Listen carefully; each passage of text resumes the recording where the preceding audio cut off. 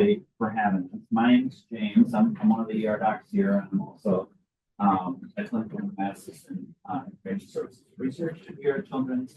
And I'm here with Kacey, who will be here shortly, I'm sure. And then Jason.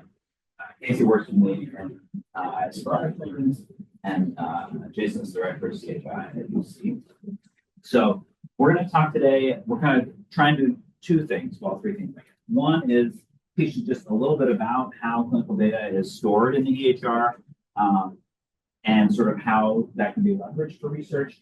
I think one of the things that I find is that it's really hard for clinicians and researchers to understand the sort of difference between what they might see when they put data into Epic or when nurses are putting it into Epic, and kind of how challenging it can be to get that out on the back end. And I think it helps to understand how the workflow works a little bit. So I'm going to kind of walk you through that.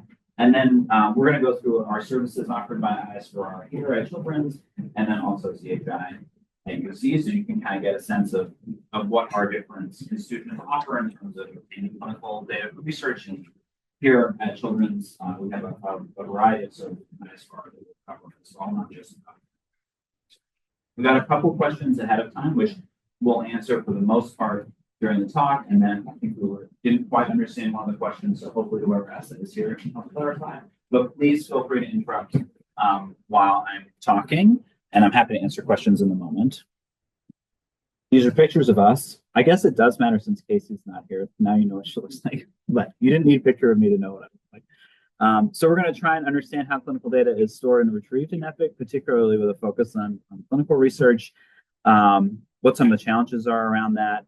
And then we hope that you'll gain some knowledge about the data and computing resources available for researchers and how to request them both at Children's and at UC. Can I just get a raise of hands here? Who's primarily employed by Children's? Great. And then by UC? Okay, awesome. And then who has access to Epic for any purpose, really? And then, great. And then who puts clinical data into Epic themselves? Okay, Melissa, you do. Okay, great. So I'm going to briefly kind of help you guys understand the sort of how that data that some of you put into Epic is stored, and I think this can be really helpful when it comes to thinking about your research questions. So the Epic that you see, i.e., we call it hyperspace. You've probably never noticed, but when you log in, it says hyperspace on there. Is not the same as the Epic where the data is stored for research or even any other reporting purpose, including if you're in your division, if you have business purposes or whatever, or when people are doing QI, it's not the same. So I think it's important to understand. So this is where you see the word hyperspace. And what hyperspace and what you're interacting with every day is something called Chronicles, which is a type of database. It's not a database of tables. So it's not good to think about the Epic that you're interacting with as just a bunch of tables. So I think that's where the challenge lies, is that the type of database of this, where your data is initially put in, is not what we would call a relational database, but rather a database where that's kind of optimized for performance. I say that, but it was invented in the 70s and was really made for initially for banking systems, but whatever, that's what they're using. So it's really, you won't believe me when I say this, but it is really fast in comparison to other types of tables and other types of databases. And so that's why it's kind of predominantly what is used for the operational portion of it. So that is then mirrored basically in real time to a backup copy of it that is where some reports are run. So this, if you guys have ever seen this reporting system up here when you log into Epic like this, has anybody ever seen this video? Well, this is like a really common way to look at reporting. And so, when I'm working and I like lost somebody's chart, or like, I don't know why I don't have an inbox message to write a note, I might run in this reporting workbench, like show me all my patients for the last 100 hours. Yeah. So that's real time, close enough for real time for our purposes anyway. So you can kind of like see in real time a little bit what's going on, but it's also not a very efficient way to look data up. But this is a way that a lot of people do some operation. So this is kind of the first layer.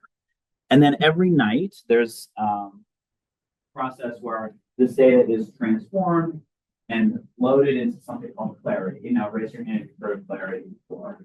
Okay. So people talk about clarity. Clarity is like the first way that the data is stored as a table. So this is obviously not what clarity looks like. We don't have dogs here in Epic, but clarity is just a bunch of tables that are connected to each other, kind of like keys. So I think when people think about like data that they're going to use for research, they're imagining tables. And so this is where the tables happen in clarity. The problem is that it's kind of a long way from here to these tables. So stuff can get lost in translation. And when you're putting stuff in, it doesn't always map directly to like this one table. So I think it can be kind of confusing. People are like, well, you know, they're putting data into flow sheets. You might put something in the flow sheet and be like, well, I put it in the table, something that looked like a table, flow sheet, but actually it's not always stored exactly that way in clarity. So it just is really challenging. It basically takes somebody who kind of knows how it's put in, and then somebody knows how it's stored, so that you guys can talk to one another and then find the piece of data that you're looking for, if it's not kind of a frequently used piece. To make things more confusing, Epic has another database that is also sort of a relational database, how you make the tables. And that's called Caboodle. Who's heard of Caboodle?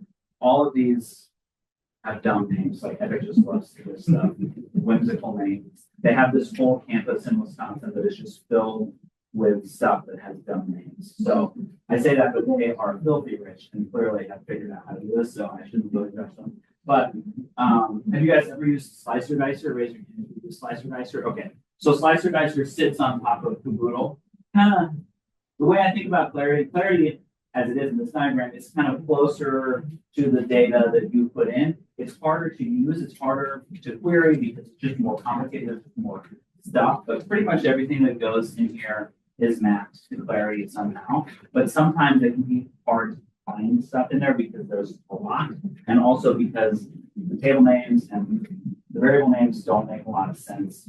Caboodle is sort of like a more normalized version of that, where they take the stuff from clarity and kind of map it in a way that is a little bit more reasonable. The problem is you can lose stuff in translation there, but there's tables in Caboodle, you know, that are like, you know, it's called like ED facts. So it like have a lot of stuff about the emergency department. That's not quite as clear in clarity. Here at Children's, most people are using clarity still. Epic's been threatening to sunset, which is not a verb, but used as a verb for some reason in a lot of software. They're threatening to end clarity and try to pursue use Caboodle. So we're having to do a lot of work to try to get people to use Caboodle a little bit more for their data reporting, but mostly here at Children's we use clarity. I don't know what you guys mostly use clarity this year. Traditionally, it's just like Caboodle has been missing a lot of stuff, and so people got used to using clarity. But yeah, so Slicer Dicer sits on top of Caboodle. What kind of stuff do people use Slicer Dicer for? What kind of questions did you ask? In like preparing to study, understanding how many patients. Yeah, that's like a super great use case. Is you're thinking about something and you're like, I wonder how many kids have this ICD-10 code in the last 5 years. Like it's a pretty useful if you can see the end. And it can be great. Those of you who are fellows, clinical fellows at Children's, in January at the DME Fellows Conference, we're going to do like a little talk on this ICD-10 and trying to give you guys some use cases and stuff like that. So it's useful for stuff like that. It actually, I mean, here at Children's, they've invested a lot into making it more useful. So there's a lot of different things you can have. So Slicer Dicer, it is like point and click. So it's supposed to be pretty straightforward to use. I find it to be quite difficult to use, but if you're asking simple questions like who has this diagnosis, it's relatively straightforward. A lot of the variables that you might be interested in for research are not going to be in Slicer Dicer, but if you're doing prep for research, even if you're putting together a grant, people use it to get ends for grant and stuff like that. I mean, I think it's okay. I mean, it's not going to give you an exact number, and you're not going to be able to get a lot of filters in, and you're not going to necessarily be able to get all of your covariates and your outcomes and stuff like that. But it is a great way to ask the question, how many kids here at CCHMC have had this as their diagnosis. And I could give a whole hour-long talk on what it means to have a diagnosis, but we don't have time for that today. So this is just what I said. Just keep in mind that the data is stored quite differently in Clarity and Caboodle than it is when you put it in. And it takes expertise on the data side and on the clinical side to find those things. So the reason I have a job is because I sort of understand both. I'm not as good at the data as the data people are. I mean, I'm honestly not a pulmonologist, but hopefully I'm a reasonable doctor. But I think, you know, for the most part, getting people in the same room and trying to have that conversation towards the beginning of your request can be really helpful. And then if you are faculty at Children's, you have access to C2D2, which is our Children's data depot. It's like a bunch of definitions, basically, of variables and cohorts and things like that. If you're a fellow, you don't by default have access. You can email me and I can get it to you.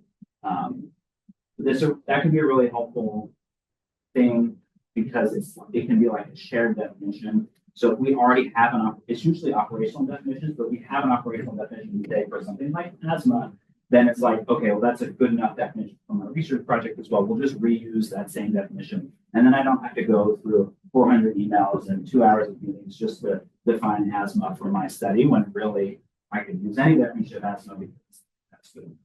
So yeah, I encourage you to get access to it if you don't, and you can just shoot me an email and I will get it for you if you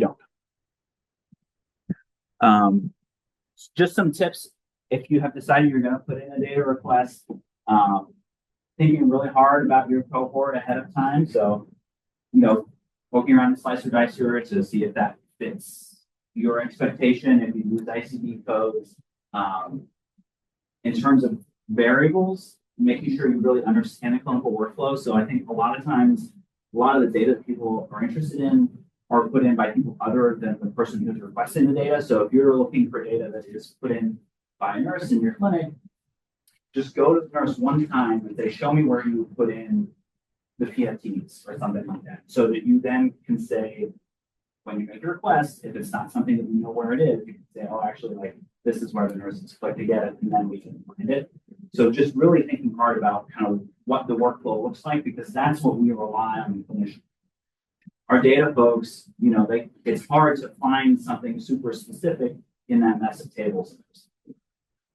And then the data engineers, like, they don't know, they're not clinicians. They don't know anything like about how the job works. I took ours from our group into the hospital like for the first time like a year ago. Like they'd never even been in the hospital before. So just trying to understand like how far away they were from the day-to-day. And then also like we're kind of talking about retrospective looks, like smaller projects here. Our engineers spend a lot of time doing very large projects.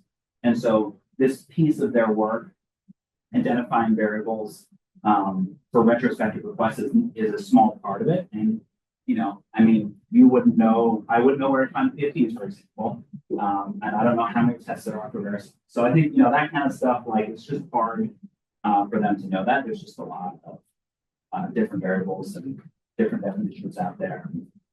You know, test names change over time.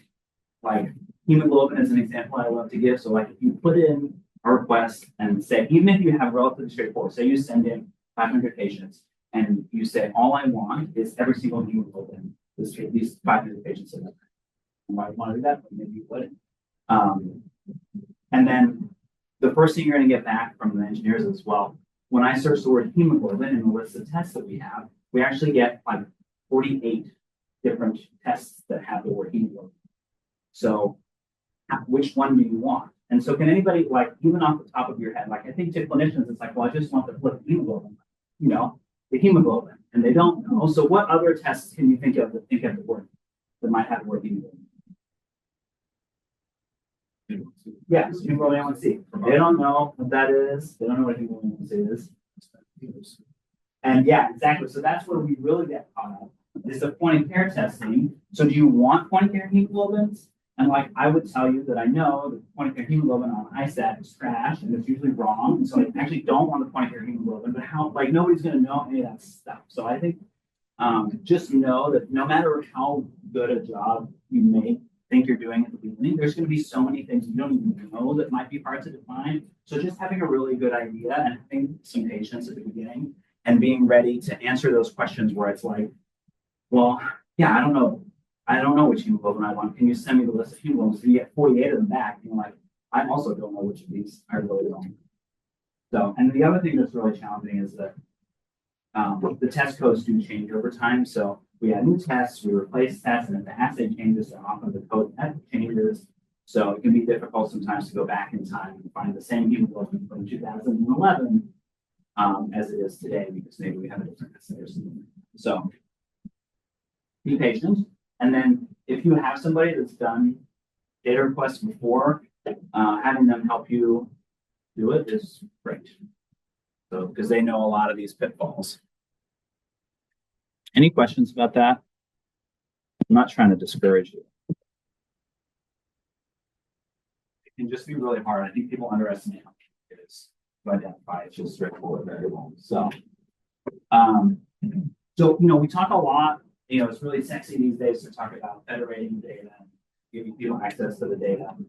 I just described some of the pitfalls that will exist for you if you try to get data yourself.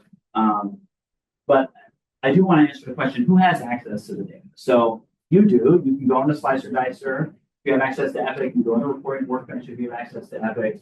And then sort of the next level of people who are going to be closer to the clinical work, who might understand your question a little bit better, are data analysts or engineers in your division. So some divisions have a team of informatics people. So like NICU, for example, has a whole team of people that does a lot of data stuff. So they're going to be way better at helping you get data about the NICU than I would be in IS4R, because I don't know anything about the NICU. There's all those little tiny babies, and they're also a good SAM, and I don't understand how it works.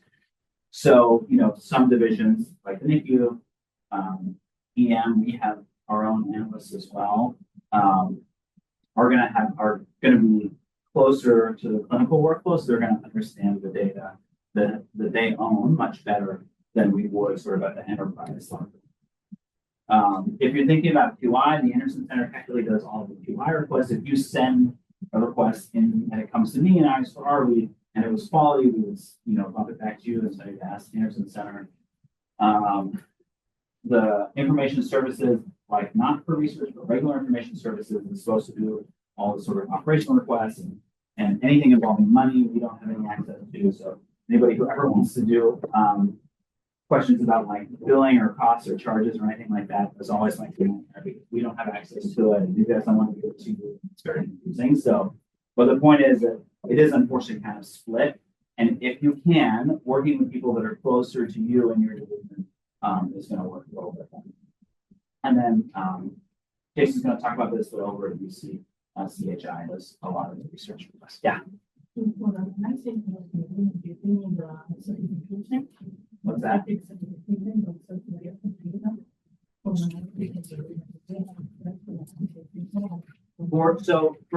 For Slicer Dicer and the Reporting Workbench, you have access to this if you have a login to Epic for a clinical purpose.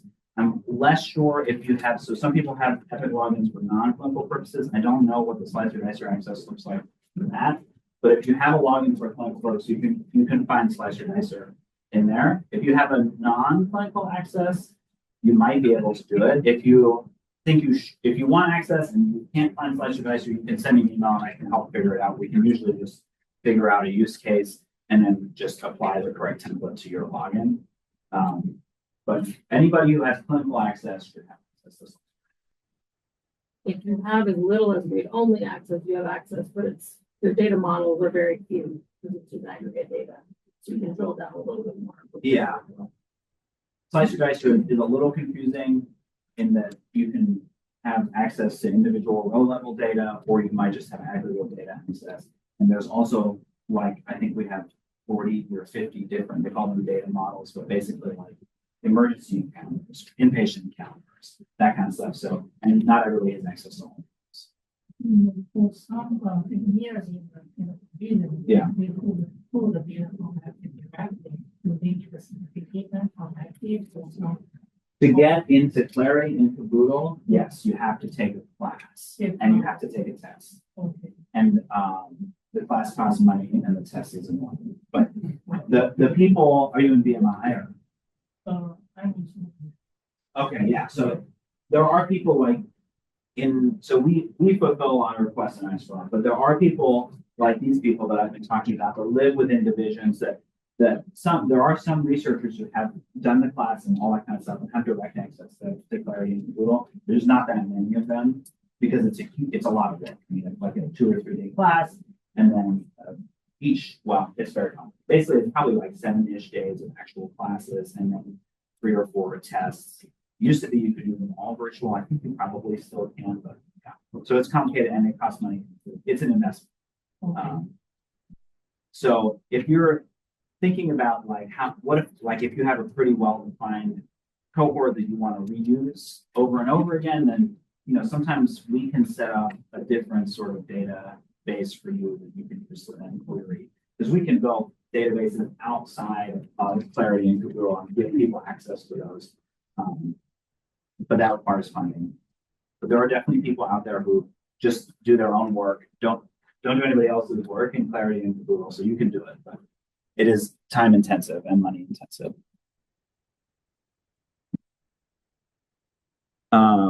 Just a little bit about Slicer Dicer. For people at Children's, if you search the word Slicer Dicer on Centerlink, you'll get some basic. Actually, really good. It's a great way to start. Helps you understand kind of what Slicer Dicer looks like and some basic stuff you can do.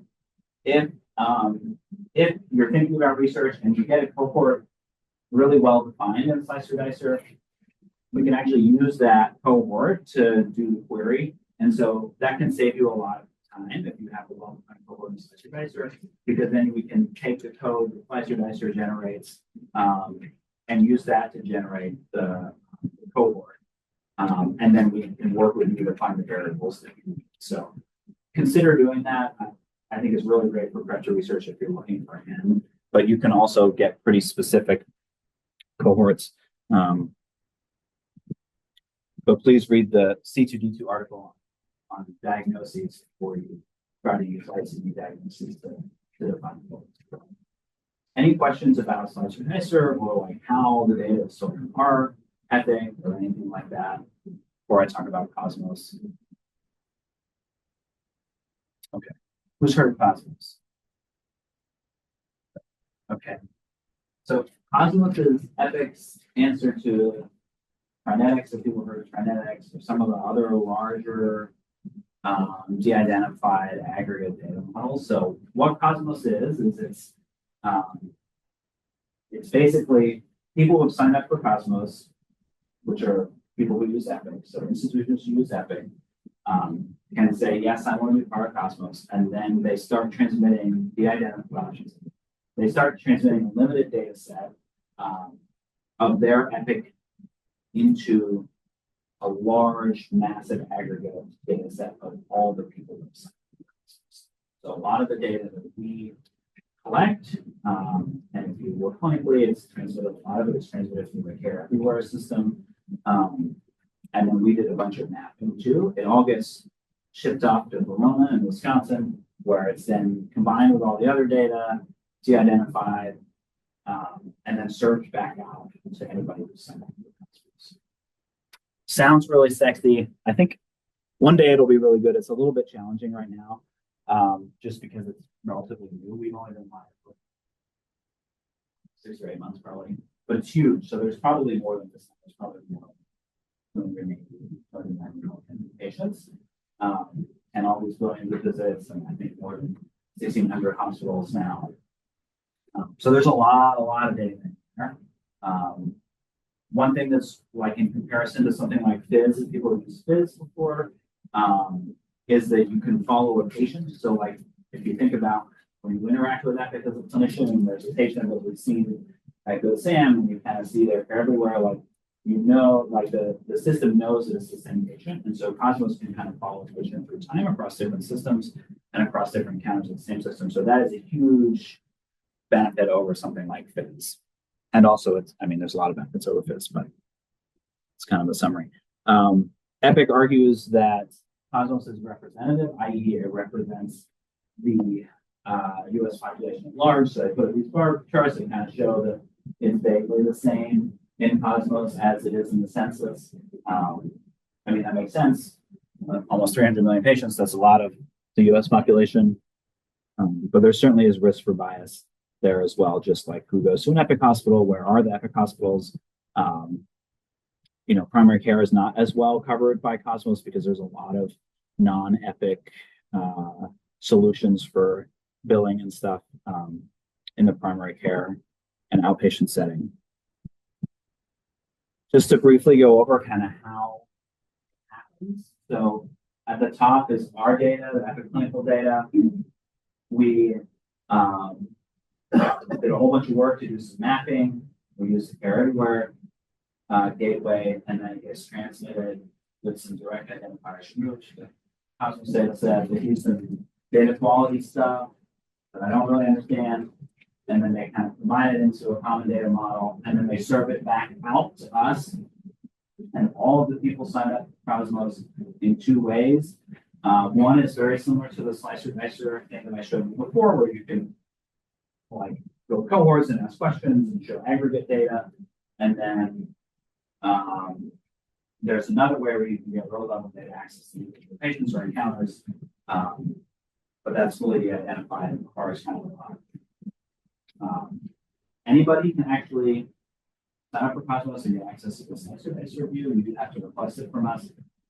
But we have been granting that. You do have to, there's a data use agreement, and I think just really important for people to understand the data cannot be removed from the Cosmos field. So all of the analysis, including the stuff that happens on the low level, must happen within Cosmos. So we have a team here at Children's that can, service a full request on Cosmos data. Have we done it yet? No, we will one day. It's time intensive and kind of expensive. So if anybody has an idea, there's a possibility of some funding. So just shoot me an email.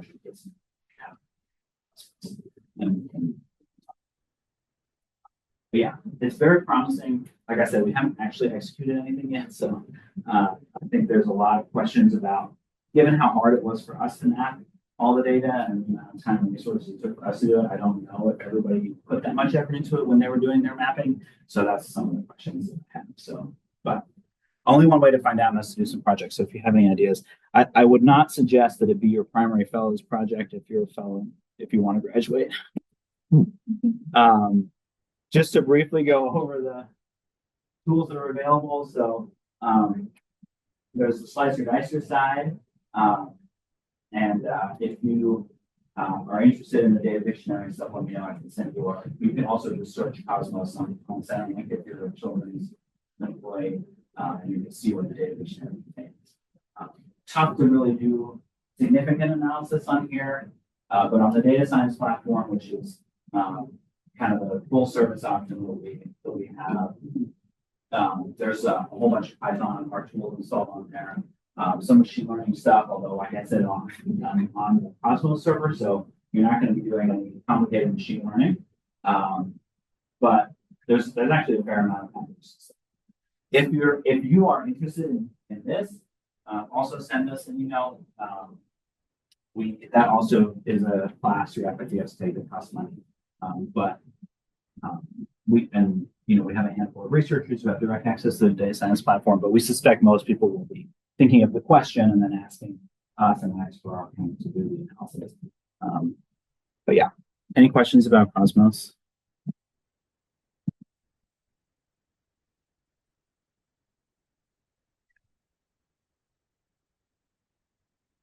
I'll let Jason talk about CHI. Also mentioned that Clarity has about 35,000 tables. We, on average, probably use about 200 of those. So we do have our expert knowledge. Just know that everything that's in hyperspace is not found in Clarity, and everything that's in Clarity is not found in Caboodle.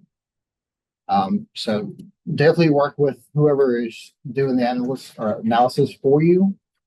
As a clinician, it's helpful for us to understand that, hey, you want ICDs? Okay, we need to know what ICD-10 codes you want, because like James said, for the labs, there's 48 different variations of hemoglobin. Well, for some diagnoses, such as diabetes, there's about 1,000 because people like to put words in front, people like to put words at the end, people like to put commas somewhere in there, extra spaces, no spaces, misspellings.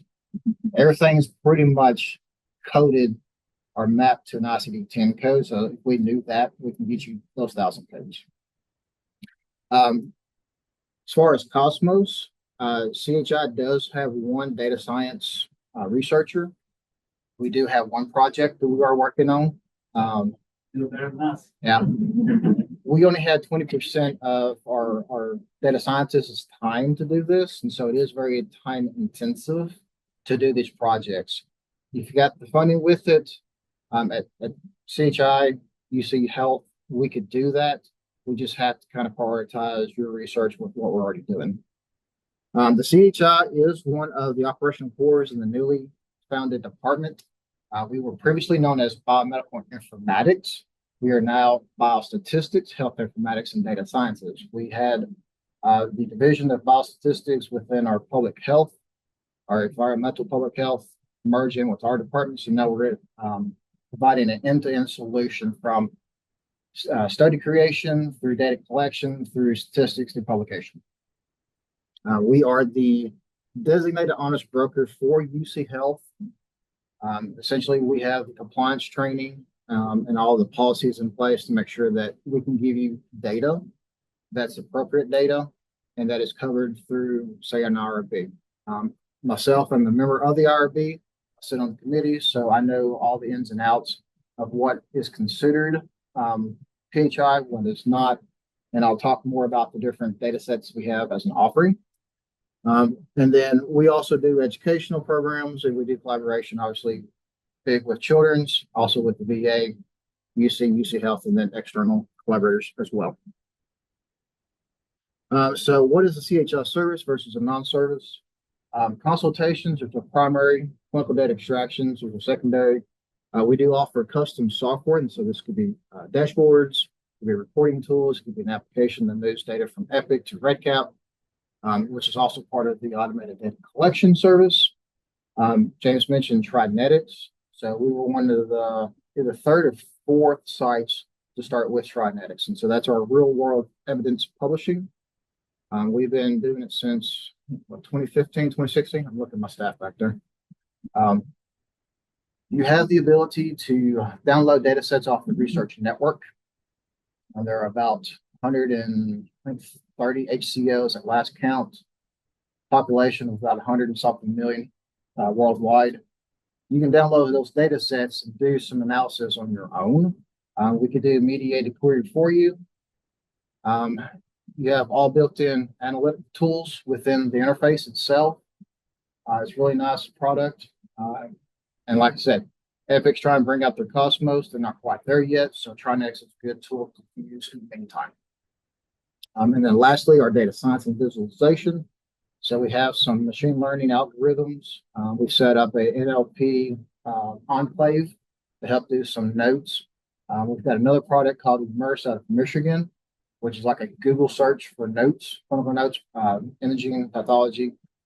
What else do we have in there? I think that's pretty much it. There's like 80 different clinical note types, and then I think 30 or 40 of the imaging pathology. What is not a service at CHI, and there's other organizations that offer these, is the Biostatistic Bioinformatics Services. That's with CBDS. I think I do have a link for him in the question section. The high performance computing, or the ARC computing, that's actually with the Office of Research at UC. And then the NIH data sharing platform is new. It's called UC FigShare.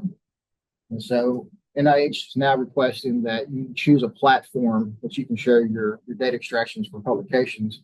This is our answer to that. All of those have costs of their own. Since it's outside of my scope, you'll have to talk to those representatives, and they can tell you the prices for those. So some of the clinical elements that we deal with on a daily basis is patient information. This includes all your demographics, such as your race, age, encounter information, diagnoses, history list, and problem list, typical ICD-10s. We do have SNOMED as an option. Procedural orders, most of them at UC are internally coded. We have about a quarter of our procedures that have CPT terminology. It's helpful for us to know what procedure you're asking for because, again, those descriptions is what we're basing everything off of. There's a lot of descriptions. The procedure results or labs for us, most of those, well, actually, a quarter of those are also LOINC coded to standardized system. The rest are internal. Again, we have the expertise to kind of figure out what you're asking for. You may get all hemoglobins, and then you have to say, hey, here's the list. Please filter this down to the exact ones that you want. And we'll turn around and apply just those. So again, you have to have this collaboration between yourself as a researcher, the analyst who's a subject matter expert, but we'll get there with what you're trying to find. Procedure notes, clinical notes kind of fall in the same category. Medication orders, administrations for inpatient, flow sheets, ADTs, social history, and the list just keeps going on. This is not exhaustive. There are other data models that we have expertise in. This is just primarily what we do for almost everything that we do. Data sets. So we have roughly 4 categories. There's the study feasibility. That's an aggregate count. That's essentially what you get with Slicer Dicer. So we can use Slicer Dicer. We can use Epic directly. We can use Trinetics just to get you those aggregate counts. There's no PHI included. There's no IRB needed. And there's no data use agreement that you have to sign.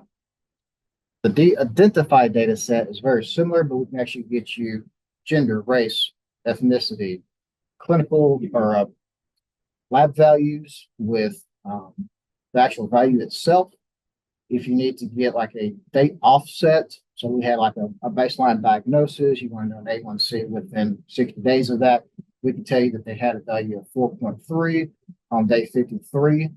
That's de-identified. As long as it doesn't have a date or some way of identifying the patient, that covers the identified. Again, no PHI, no RB, no DUA. If you want to go up one step to limit the data set, we can now include real dates and zip codes, and I believe we can actually do city and state. There is a caveat with zip codes. If it's less than 25,000, you're limited to the first 3 digits. If it's greater than 25,000, you have the entire 5 digits. Geocoding is considered identifiers, so that would not be included with a limited data set. It would be with fully identified. The only thing we need you to do is sign a data use agreement for that. We already have an IRB in place, so we're covered there. Fully identified has all 18 plus identifiers. We can get you whatever you need. It does require an IRB, requires the HIPAA authorization waiver, and then potentially the informed consent waiver. At a minimum, we need the HIPAA authorization, along with a data use agreement that you can electronically attest to.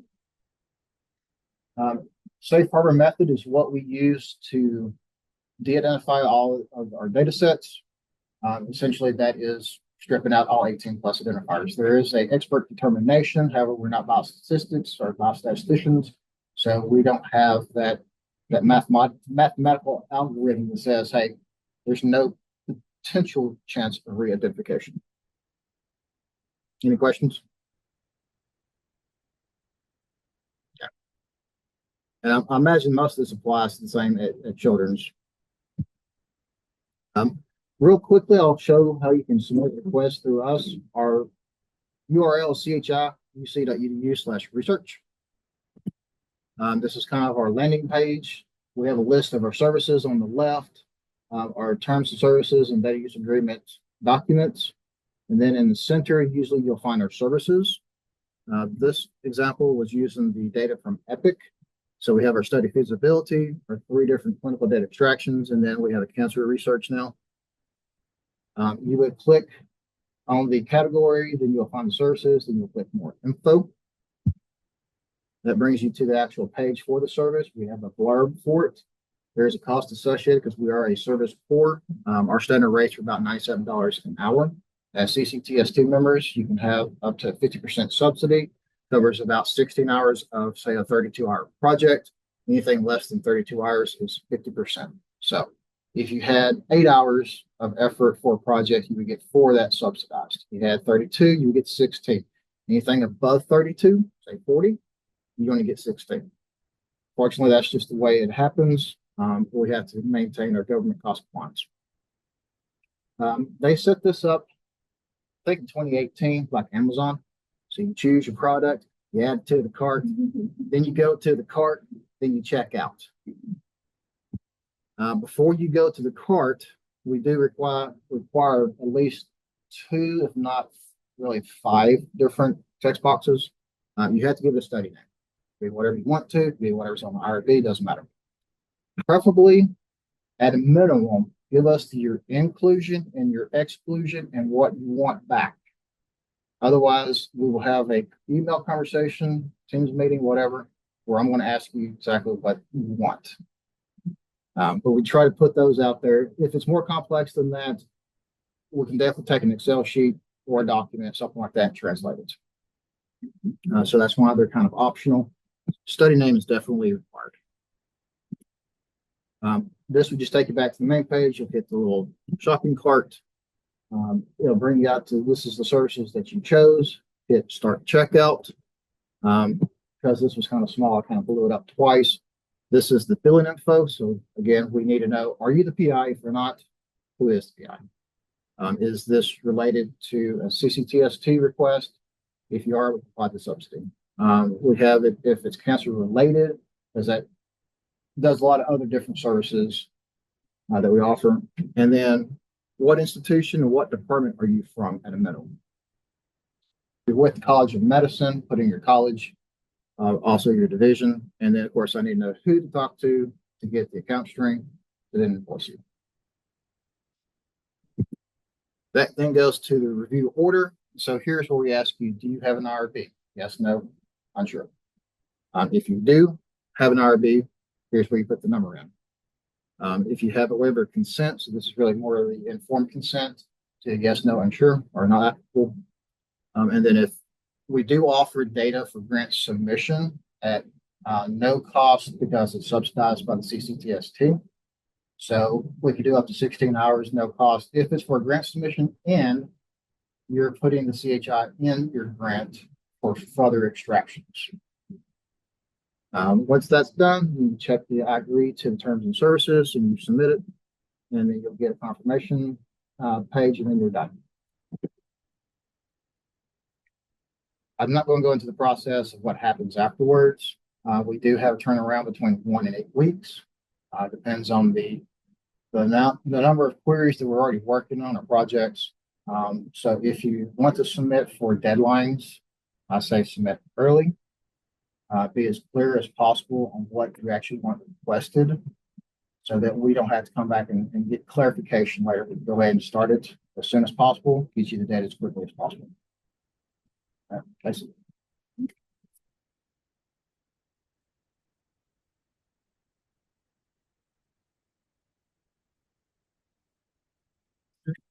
You see the arrow key? I think Hi, I'm Kacey Appel. I am in newly formed IS4R, Information Services for Research. Basically, we took all of BMI and a couple of the research-related applications from IS and became a whole new department. So I started back in last July with like 20 people, and now we have almost 75. So it's a very evolving group. I think we have about all the people that we need now. We had to hire some people and see some turnover. So there's a little bit of that, but all the services we provide have been services that we've provided for a long time. They're just underneath a different umbrella now. Hopefully to be more of like a one-stop shop, right? So here we have CCTST, which is awesome. I've been involved with CCTST for probably 10 years now. So I've been at Children's 18 years. I started out as a research coordinator, and then I learned EPIC really, really well. And as a research coordinator, I worked for the clinical trials office. So I was contracted. I worked on 100 clinical trials in 32 different divisions. And the way you do that in 6 years is to just do a couple months at a time. But if someone went on mat leave or whatever. So I have this interesting insight into all the different departments here. When I first started, there were 6,200 employees, and now we have almost 22,000. So it's been interesting to watch it grow as well. And then because of my EPIC involvement, I went into ORCRA, our compliance, and I was a research compliance officer, ensuring that our patients didn't get billed for research procedures. And then, because I'm an overachiever, I got my PhD in epi while I was doing that part-time at UC. And so because of that exposure at UC, I've seen CCTST accept the award and stuff. So there's a lot of insight, and I'm really excited about IS4R because they've talked about this, the CCTST, we got the award, we have both sides of the street, and now there's like this traction to really have us be an all-inclusive one-stop shop, if you will. And we're working on our communication. So if you intake with us and you know, maybe need something from both sides, we'll, you know, we have connections with each other now to make that happen. I think a long time ago, depending on whether you wanted your data for a clinical reason or an operational reason versus research, you had to go 2 different pathways. And we're trying to streamline that as much as possible. So our mission at IS4R is to support and accelerate that research discovery through our data and technology services. And we're trying to be flexible and responsive. And then our vision is to collaborate with investigators at the intersection here of research, healthcare, and technology. So we are funded in part by CCHMC, the CCRF, our research foundation, and the CCTST. The division itself is separate people depending on their job function are funded by those 2 people. So the department itself is a children's department. It's not going anywhere, but our whole goal is to support our investigators at CCHMC. We can do research and grant project planning, basic compliance with our NIH data sharing requirements, the technical onboarding, and then different tools and data storage and sharing. We also have a shared facilities model where we can do fee for service. So we work closely, like, so for our DMAC, our data management and analysis, what's the C? Center, there you go, analysis center. They're not part of us, but if you asked for data from our data engineering team and then you needed help analyzing it, we could work with them, you know, kind of set up a meeting or whatever. So we're kind of interconnected even with those few services that are not within IS4R. And then we have, like I said, a bunch of different resources and a range of experience and specialization. The beauty of a shared facilities model is that it's a one-stop shop. You can come in and you don't have to buy your analyst and, you know, fund your coordinator and fund your, you know, you can come and kind of get it all through us. And if there were needs for, you know, coordinator, something like that, again, we work with it's now called the OCTR, the Office of Clinical and Translational Research, to help with that kind of stuff. So our teams within IS4R are our software engineering. So if you needed to actually create an application, let's say you wanted to do a web app to do some kind of, you know, survey or documentation, we can create apps. Data engineering is our team where you're going to be doing a lot of the data quests. Research applications and platforms is one. Actually, I'll come back to that one because that one's kind of with our other research compute team. So we also do the HPC cluster testing. So on the Jason's slide where the things that weren't covered in CHI, all those are covered under IS4R for us. So all the services pretty much that he had put, plus the ones on the, whatever the other side was. So we have it all under one roof, but we do have a core team for that. And then the bioinformatics collaborative services, that's going to be your genome sequencing, everything gene related, all the omics. Biobank informatics, we have a liaison that works with both extracting the samples and the data. So we have both sides of that. There are a number of big cohorts here that are available to all. So in one of my projects that I worked on when I was a coordinator was the GCC, the Greater Cincinnati Consortium, which I know has changed names by now. But we collected 1,000 samples on healthy kids, 1,020 technically, and did a complete genome sequence. We also collected hair and urine. And we did about 250 to 300 questions about allergy exposure pretty much across a broad range of diseases, mostly autoimmune inflammatory type diseases. It was fun. It started out about rheumatology. Anyways, I know for a fact that no one uses that hair or that urine sample collection that we have. And so there is a lot of data. Like I said, it's all sequenced already. You can apply with little bits of funding. There's a couple more that I don't know specifics about to tell you because I wasn't intimately involved, but there are some big cohorts like that available if you have a little bit of funding. And then project management and solutions is kind of all over. The solutions team is really going to be helping you with that NIH data sharing policy. We don't have a platform per se. I think that it's going to depend on what data needs to be shared. But we do that. And then clinical research informatics is everything related to our clinical trials. So if you're using Epic to schedule or register your research patients, and you need to use our Epic research module, that team is underneath us. And then HRS, the Huron suite. So any kind of anything that you put in HRS, whether it's your grant funding or your IRB proposals, anything like that, if you have questions about, I want a list of, I don't know, all the studies in my department, and you don't have access to that with just your IRB login, then you can request a lot of reporting services from that clinical research. Technically, they're the research applications and platforms team. I kind of see the two corners as being kind of under one, because those are our two teams that came from IS. And then I'm probably the most familiar with being in Orca and Epic. So it's a lot, like I said, it's mostly clinical trial management there. So I'm going to go through these quickly because I do want to leave some time for questions. And then I also want to hit the slide that asks and hopefully answers the questions you guys proposed before we got started. So software engineering, like I said, this is going to be a lot of web-based apps, integration with different services, devices, websites if you need, like they did this Vaccine Research Center website. That's an external facing website.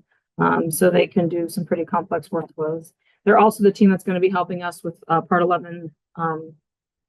Some studies need to be Part 11 compliant. Let's see if our Part 11 compliant, which means your e-consent is documented as well as the system itself is validated, which is something we don't do internally. So we're going to be validating on a study by study basis, certain instances, certain pieces of REDCap. Is everyone familiar with REDCap?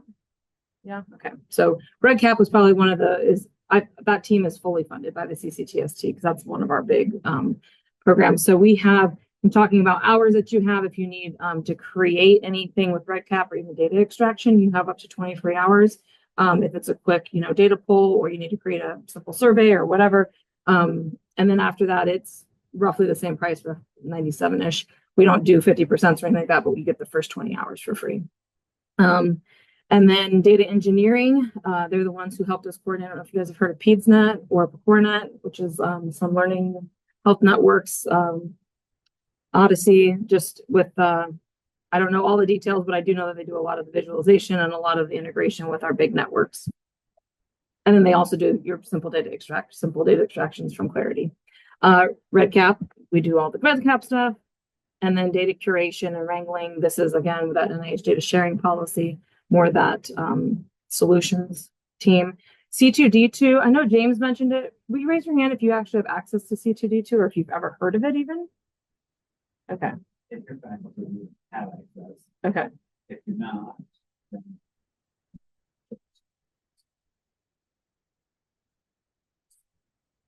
So C2D2 is an amazing resource that as a researcher here for 18 years, I didn't know about until I came into IS4R because it is a relatively new thing, but it's a data catalog. So if you wanted to go in and see if we had a database for this or has someone done this kind of model or has someone created this web site or whatever, you should go to C2D2 and look at, there's definitions, there's links to articles, and they're really trying to make it a lot more robust. And not everyone has access to it because there's a limited number of licenses. So if you have it and you have questions about what's been done here, or what could be done, I would highly recommend going to C2D2 and just kind of playing with it and see what, there's really cool visualization tools. You can connect with like what's available from Power BI if you needed to create a dashboard. I know the NICU has extensive dashboards. They're really into Power BI and getting all their custom dashboards for all sorts of things. So I would strongly suggest looking into C2D2 if you want to see what's been done or what's going on. Other than emailing us, of course, we could try to tell you as much as we can, but I would probably be referencing C2D2 in the background while I was on the phone with you in all transparency. The BCS, like I said, is our omics, our genomic, genotyping and sequencing and all that expression data. All the stuff I really wish I knew more of. I wish I could sing soprano and I wish I could understand DNA just a little bit better than I do.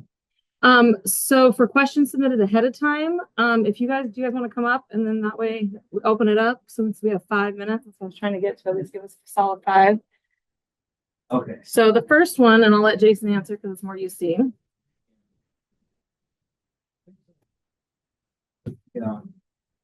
Link CCHMC.search. Just go to that website, have a list of services, or We have contact information on the last slide, but our BMI CHI, you see that here's a contact. I send an email to that, and I said, hey, where's this at? I send you a response, go here, go there. Second question, I don't think I'm not sure I quite understood the question, so I don't know if whoever asked this possibility of linkage to other data sets on bringing that back.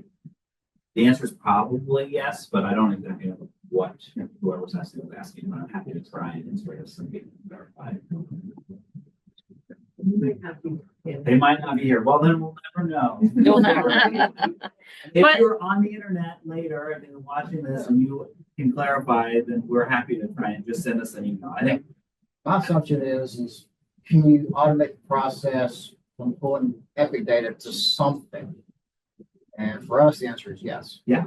It just depends on where that something is. Is it red kept? Is it a dashboard? Is it a custom data marked? And the you answer can, is probably yeah, you yes. can have multiple data sources, just like in the NICU example I gave. I know Emily Greenwood does analytics with NICU, and it's epic data. It's all the baby data coming from Good Sam and all the other hospitals. It's also, I think our milk bank is different, right? And so like there's a bunch of different data sources coming in, and they use Denodo as the platform, Correct. Yeah, and then they use Power BI from there. But you can have, well, we can figure that all out if you guys want data sets. But Yeah. typically nothing is integrated with each other. Around another month, that's fine. That's right. We'll give you a solution. Okay. And then some examples of projects. I mean, I mean, there's lots of projects. I think Kacey showed some, so our large, from a data engineering standpoint, as far as some of our larger projects include things like PedsNet, Fortnet. Weirdly enough, we actually don't do FIS. It's done by General IS, I guess, because it's a data set. Mhm. And then we do, we're building an OMOP, if people know what OMOP is, an OMOP model, which is the Odyssey logo that Kacey's got up here. So we're going to have, it's going to be tough. But anyway, we'll have an OMOP model. If that sounds appealing to you, let me know. If you don't know what that is, don't worry about it. And then all of the, like, other good examples, like every retrospective, we get tons of retrospective research requests from fellows that are, or, you know, people who don't have funding for free that is like, you know, I'm interested in all the febrile infants and what happens to children. So we do those retrospective. And then the Vaccine Research Center website, there's lots of software applications, mobile applications, lots of stuff. Mhm. The one big one, the children's and UC Health, that's the MIDH. Yeah. Maternal Data Hub. Pete is our primary expert on that one. We've been doing this for what, 6-7 years?